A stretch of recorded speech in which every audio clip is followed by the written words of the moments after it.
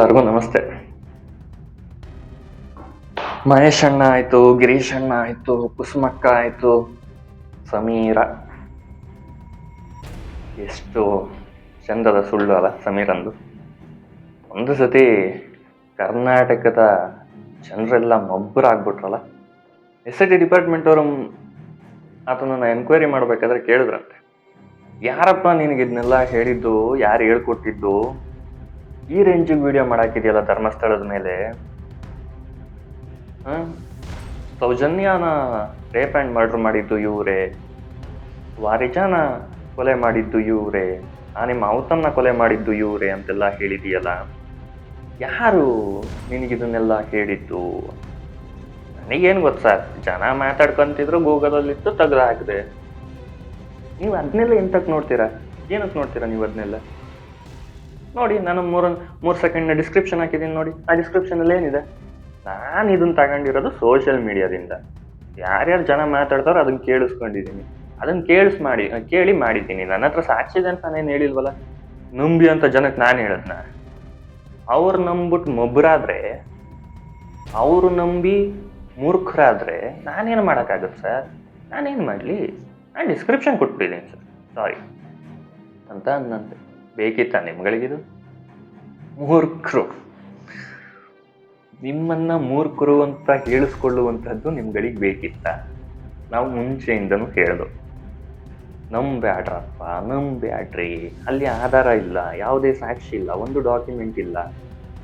At least ಒಂದು document ಯಾವುದಕ್ಕಾದ್ರೂ ಒಂದೇ ಒಂದು, ಯಾವುದಾದ್ರು ಎಷ್ಟು ಕೇಸ್ಗಳು ಇವನು ಹೇಳಿದ್ನಲ್ಲ ಅಷ್ಟು ಕೇಸಲ್ಲಿ ಯಾವುದೇ ಒಂದೇ ಒಂದಕ್ಕಾದ್ರೂ ಈತ ಏನಾದರೂ ಇವನೇನಾದರೂ ಡಾಕ್ಯುಮೆಂಟ್ಸ್ ಇದ್ದಿದ್ರೆ ಎಸ್ ಇರ್ಬೋದು, ಒಂದು 25% ಇರ್ಬೋದು, ಒಂದು 50% ಇರ್ಬೋದು ಅಂತ ನಂಬಬಹುದಿತ್ತು. ಅಲ್ಲಿ ಯಾವುದೂ ಇರಲಿಲ್ಲ. ನಿಮ್ಮನ್ನ ಮೊಬ್ಬರನ್ನಾಗಿ ಮಾಡಲಿಕ್ಕೆ ನೀವು ಈ ವಿಚಾರದಲ್ಲಿ ತುಂಬ ಚೆನ್ನಾಗಿ ತಲೆಗೆ ಒಳಗಡೆ ರೂಪಿಸ್ಕೊಳ್ಬೇಕು ಅನ್ನೋ ಕಾರಣಕ್ಕೆ ಅವನ ಮೊದಲನೇ ವಿಡಿಯೋದಲ್ಲಿ ಅವನು ಸ್ಟಾರ್ಟ್ ಮಾಡಿದ ಫಸ್ಟ್ ಲೈನ್, ಧರ್ಮಸ್ಥಳದ ದೇವಸ್ಥಾನ ಹಿಂದೂ ದೇವಸ್ಥಾನ ಅಲ್ಲ ಅಂತೆ, ಇದು ಜೈನರ ದೇವಸ್ಥಾನವಂತೆ. ನಾನು ಅಲ್ಲೇ ಅನ್ಕೊಂಡ್ಬಿಟ್ಟೆ, ಇವನು ಪಕ್ಕಾ ಟಾರ್ಗೆಟ್ ಮಾಡ್ತಾವನೆ ಹಿಂದೂಗಳನ್ನ. ಯಾಕಂದರೆ ಅಲ್ಲಿ ಸ್ವಲ್ಪ ಮೊಸರನ್ನ ಮಾಡಿದ್ರೆ ನಿಮ್ಮ ಬ್ರೈನ್ನ, ನಿಮ್ಮ ಭಾವನೆಗಳನ್ನು ಮೊಸರನ್ನ ಮಾಡಕ್ಬಿಟ್ರೆ ಅಲ್ಲಿ, ಆಮೇಲೆ ಆತ ಏನೇ ಹೇಳಿದ್ರು, ಯಾಕಂದರೆ ಫಸ್ಟು ನಿಮಗೆ ಆ ದೇವಸ್ಥಾನದ ಮೇಲೆ ಇದ್ದಂತಹ ನಂಬಿಕೆಯನ್ನು, ಭಕ್ತಿಯನ್ನು ತೆಗಿಬೇಕಿತ್ತು, ಭಾವನೆಯನ್ನು ಡೌನ್ ಮಾಡಬೇಕಿತ್ತು. ಅದಕ್ಕೆ ಅವನು ಮಾಡಿದ್ದು ಫಸ್ಟ್ ಅಸ್ತ್ರ. ಆ ವಿಡಿಯೋ ಸ್ಟಾರ್ಟ್ ಆಗ್ತಿದ್ದಂಗೆ ಫಸ್ಟ್, ಇದು ಹಿಂದೂ ದೇವಸ್ಥಾನ ಅಲ್ಲ ಜೈನ ದೇವಸ್ಥಾನ. ಯಾವುದು ಹಿಂದೂ ದೇವಸ್ಥಾನ ಆಗಿರಲಿ, ಜೈನ ದೇವಸ್ಥಾನ ಆಗಿರಲಿ, ಲೌಡಕ್ಕೆ ಬಲ್ ನೀನೇನಕ್ಕೆ ಬಂದಿದ್ದೆ ಅದನ್ನು ಮಾತಾಡು ಅಂತ ನಾವು ಹೇಳಬೇಕಾಗಿತ್ತು. ನಿನಗೆ ಏನಕ್ಕೆ ಬೇಕಾಗಿತ್ತು? ಅದು ಹಿಂದೂ ದೇವಸ್ಥಾನ, ಜೈನ ದೇವಸ್ಥಾನ, ನಿನಗೇನಕ್ಕೆ ಬೇಕು? ನಾನು ಹೇಳ್ತೀನಿ, ಹೌದು ಅದು ಜೈನ ದೇವಸ್ಥಾನ. ಯಾಕೆ ಅಂದರೆ ಅದು ಜೈನರ ಮನೆ. ಒಂದು ಕಾಲದಲ್ಲಿ ಅವರ ಮನೆಯನ್ನು ಅವರು ದೇವಸ್ಥಾನವನ್ನಾಗಿ ಮಾಡಿದ್ದ ಹೊರತು ದೇವಸ್ಥಾನವನ್ನು ಅವರ ಮನೆಯಾಗಿ ಮಾಡ್ಕೊಳ್ಳಲಿಲ್ಲ. ಎಷ್ಟೋ ಜನ ಹೇಳ್ತಾರೆ, ಧರ್ಮಸ್ಥಳದಲ್ಲಿ ಅನ್ನ ಸಂತರ್ಪಣೆಯನ್ನು ಅವರ ಮನೆಯಿಂದ ತಂದು ಮಾಡ್ತಿದ್ದಾರ, ಇನ್ನೊಂದು ಯಾರ ಎಲ್ಲಿಂದ ತಂದು ಮಾಡ್ತಿದ್ದಾರ, ಅಭಿವೃದ್ಧಿನೇನು ಬೇರೆ ಎಲ್ಲರೂ ತಂದು ಮಾಡ್ತಿದ್ದಾರ, ಜನರ ದುಡ್ಡಿಂದ ಮಾಡ್ತಿರೋದು ಅಲ್ವಾ ಅಂತ. ಅದೇ ಜನರ ದುಡ್ಡಿಂದ ಗೌರ್ಮೆಂಟು ಕೂಡ ನಡೆಸುತ್ತೆ ಟ್ಯಾಕ್ಸ್.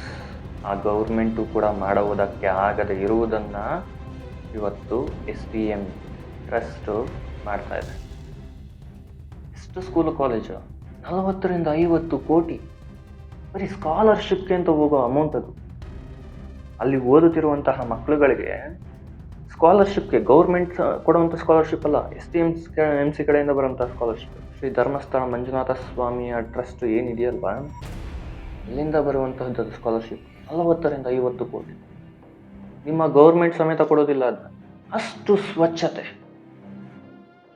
ಸ್ವಚ್ಛತೆ ಗೌರ್ಮೆಂಟ್ ಅಂಡರಲ್ಲಿರುವಂತಹ ಯಾವ ದೇವಸ್ಥಾನದಲ್ಲಿರ್ತದೆ ಪ್ರತಿನಿತ್ಯ, ಎಷ್ಟೇ ಟೈಮ್ ಆಗಲಿ, ಎವ್ರಿ ಟೈಮ್ ಕ್ಲೀನ್ನೆಸ್. ಅಷ್ಟು ಜನ, ದಿನಕ್ಕೆ ಲಕ್ಷಾಂತರ ಜನ ಬರ್ತಾರೆ. ಅಷ್ಟು ಜನಕ್ಕೆ ಎವ್ರಿ ಟೈಮ್ ಊಟ ಎಲ್ಲೇ ಮಾಡ್ತಾರೆ.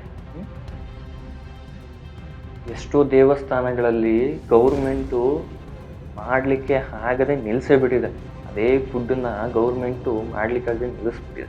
ಆದರೆ ಆದ ಕಾಲದಿಂದ ಹಿಡಿದು ಇಲ್ಲಿ ತನಕ ಪ್ರೆಸೆಂಟ್ ತನಕನೂ ಧರ್ಮಸ್ಥಳದಲ್ಲಿ ಸತತವಾಗಿ ನಡೀತಿದೆ. ಪ್ರತಿದಿನ ಲಕ್ಷಾಂತರ ಜನರಿಗೆ ಮಧ್ಯವರ್ಜಕ ಕೇಂದ್ರ ಎಲ್ಲೂ ಇರಲಿಲ್ಲ. ಎಲ್ಲಿತ್ತು? ಎಲ್ಲೂ ಇರಲಿಲ್ಲ.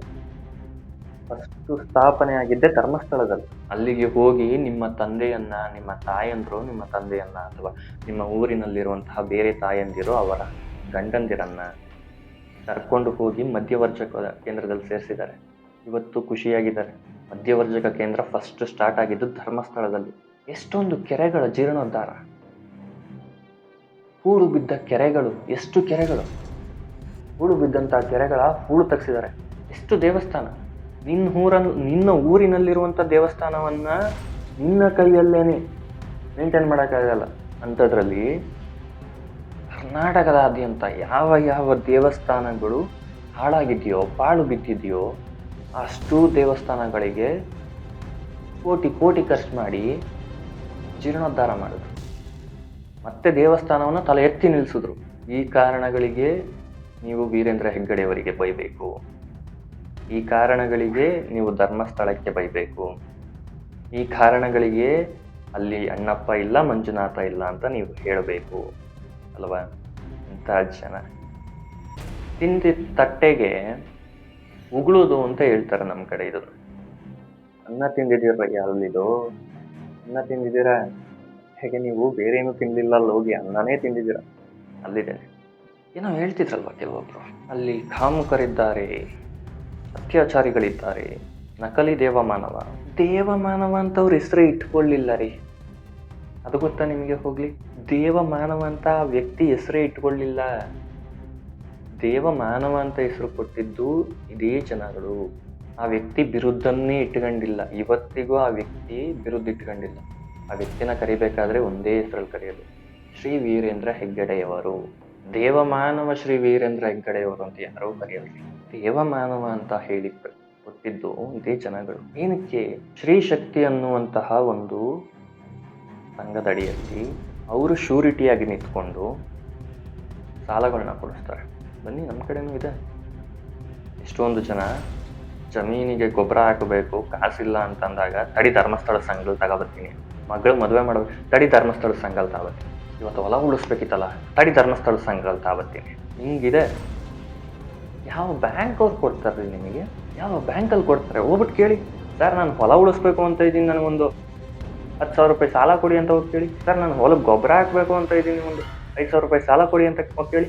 ವಿತೌಟ್ ಶ್ಯೂರಿಟಿ, ನಿಮ್ಮ ಜಮೀನಿನ ಶ್ಯೂರಿಟಿ ಇಲ್ಲದೆ, ನಿಮ್ಮ ಮನೆಯ ಶ್ಯೂರಿಟಿ ಇಲ್ಲದೆ ಯಾರಿಗೆ ಕೊಡ್ತಾರೆ ಈ ಕಾಲದಲ್ಲಿ? ಅಂಥದ್ರಲ್ಲಿ ಆ ವ್ಯಕ್ತಿ ಶ್ಯೂರಿಟಿಯಾಗಿ ನಿಂತು ಅದನ್ನು ಕೊಡಿಸ್ತಾರೆ.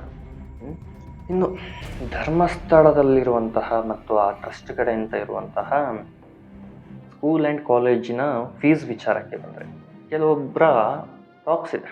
ಎಲ್ಲ ಪ್ರೈವೇಟ್ ಸ್ಕೂಲ್ಸ್ ಆ್ಯಂಡ್ ಕಾಲೇಜಸ್ಗೆ ಹೋಲಿಸ್ಕೊಂಡ್ರೆ ಧರ್ಮಸ್ಥಳ ಸ್ಕೂಲ್ ಆ್ಯಂಡ್ ಕಾಲೇಜಸ್ಗಳಲ್ಲಿ ಫೀಸ್ ಜಾಸ್ತಿ ಇದೆ ಅಂತೇಳಿ. ಹೋಗಿ ನೋಡ್ರಯ್ಯ, ಒಂದು ಸಾರಿ ಹೋಗಿ ನೋಡ್ರಿ, ಚೆಕ್ ಮಾಡಿ ಗೂಗಲ್ನ ಹೋಗಿ ನೋಡಿ. ಇಲ್ಲ ನೀವೇ ವಿಚಾರಿಸಿ. 3,000ದಿಂದ ಸ್ಟಾರ್ಟ್ ಆದರೆ 25,000 ತನಕ ಇದೆ. ಆಮೇಲೆ ಇನ್ನೊಂದಿದೆ 25,000ದಿಂದ ಸ್ಟಾರ್ಟ್ ಆದರೆ 60,000. ಎಲ್ಲಿಗ್ರೆಯ 3,000 ರೂಪಾಯಿ ಚೈನಾಗಕ್ಕೆ ಅಡ್ಮಿಷನ್ 3 ಲಕ್ಷ ಖರ್ಚು ಮಾಡ್ತಾವ್ರಿ ಇವಾಗ. LKG UKGಗೆ ಸೇರ್ಸೋಕ್ಕೆ ಬೆಂಗಳೂರುಗಳಲ್ಲಿ LKG UKGಗೆ ಸೇರಿಸ್ಲಿಕ್ಕೆ 3 ಲಕ್ಷ. STM ಸ್ಕಾಲರ್ಶಿಪ್ಸ್ ಅಂತೇಳಿ ಇವರು ಕೊಡ್ತಿದ್ದಾರೆ. ಮಂತ್ಲಿ 40 to 50 crores, 40ರಿಂದ 50 ಕೋಟಿ ಮಂತ್ಲಿ, ನಾಟ್ ಅನ್ ಇಯರ್ಲಿ. ಯಾರಿಗೆ ಕೊಡ್ತಾರೆ? ಹೋಗಿ ಕೇಳಿ ಗೌರ್ಮೆಂಟ್ಸ್ ಹತ್ರ. ಸರ್ ತಿಂಗಳಿಗೆ ಕೊಟ್ಬಿಡಲಿ ನಿಮಗೆ ಗೌರ್ಮೆಂಟ್. ಇತ್ತೀಚೆಗಂತೂ ಅದು ಯಾವುದೋ ಶ್ರೀಶಕ್ತಿ ಅಂತ ಮಾಡಿದ್ರು, ಯಾರು ಸಿದ್ದರಾಮಯ್ಯ ಅವರು. ಆ ಅಮೌಂಟನ್ನೇ ಕರೆಕ್ಟಾಗಿ ಕೊಡೋಕ್ಕೆ ಆಗ್ತಾ ಇಲ್ಲ. ಅಂಥದ್ರಲ್ಲಿ ಚಾಚು ತಪ್ಪದೆ ಅಷ್ಟು ವರ್ಷಗಳಿಂದ ಇಷ್ಟೂ ಕಾರ್ಯಗಳನ್ನು ಪ್ರಾಪರಾಗಿ ನಡ್ಸ್ಕೊಂಡು ಬರ್ತಿದ್ದಾರೆ. ಅಂಥವ್ರಿಗೆ ಹೋಗಿ ಎಂತೆಂಥ ಮಾತೆಲ್ಲ ಹೇಳಿದ್ರಯ್ಯ. ಅನ್ನ ಕೊಟ್ಟಂಥ ದೇವಸ್ಥಾನ, ಆ ದೇವಸ್ಥಾನಕ್ಕೆ ಎಂತೆಂಥ ಮಾತು ಹೇಳಿದ್ರಯ್ಯ. ಮಂಜುನಾಥನಿಗೆ ಎಂತೆಂಥ ಮಾತು ಹೇಳಿದ್ರಯ್ಯ.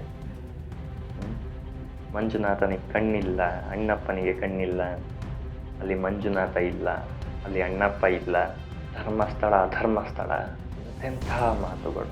ಇವತ್ತಿಗೂ ಹೇಳ್ತೀನಿ, ನಿಮ್ಮ ಮನಸ್ಸಿನಲ್ಲಿ ನಾನು ತಪ್ಪು ಮಾಡಿಬಿಟ್ಟೆ ಅನ್ನುವಂಥ ಒಂದು ಸ್ವಲ್ಪ ಆದರೂ ಗಿಲ್ಟಿ ಅನ್ನೋದಿದ್ರೆ ನಿಮ್ಮ ಮನಸ್ಸು ಕಡೆ ಒಂದು ಸಾರಿ ಅಲ್ಲಿಂದನೇ ನೀವೆಲ್ಲೆಲ್ಲಿದ್ದೀರ ಅಲ್ಲಿಂದನೇ ಮಂಜುನಾಥನನ್ನು ಅಣ್ಣಪ್ಪನನ್ನು ಬೇಡ್ಕೊಂಡು. ಯಾಕಂದರೆ ಅಣ್ಣಪ್ಪ ಆಟನ ತೋರಿಸ್ತಿದ್ದಾರೆ ಈಗ. ಯಾರ್ಯಾರು ಅಣ್ಣಪ್ಪನ ಮೇಲೆ ಬೆರಳು ಮಾಡಿ ತೋರಿಸಿದ್ರು, ಬಾಹುಬಲಿ ಬೆಟ್ಟದಲ್ಲಿ ಗುಂಡಿ ತಗ್ಸಿದ್ರು, ನೇತ್ರಾವತಿ ವಸತಿ ಗೃಹದ ಪಕ್ಕದಲ್ಲಿ ಗುಂಡಿ ತೋಡಿಸ್ಲಿಕ್ಕೆ ಪ್ಲ್ಯಾನ್ ಹಾಕಿದ್ರು, ನೇತ್ರಾವತಿ ವಸತಿ ಗೃಹ ಏನು ದೂರದಲ್ಲಿಲ್ಲ, ಅಣ್ಣಪ್ಪ ಸ್ವಾಮಿ ಬೆಟ್ಟದಿಂದ ಸ್ವಲ್ಪ ಪಕ್ಕದಲ್ಲೇ ಇರೋದು. ತೆಗೆಸ್ಲಿಕ್ಕೆ ನೋಡಿದ್ರು, ಅವರಿಗೆಲ್ಲ ಈಗ ಅಣ್ಣಪ್ಪ ಹಿಡ್ಕೊಂಡಿದ್ದಾನೆ.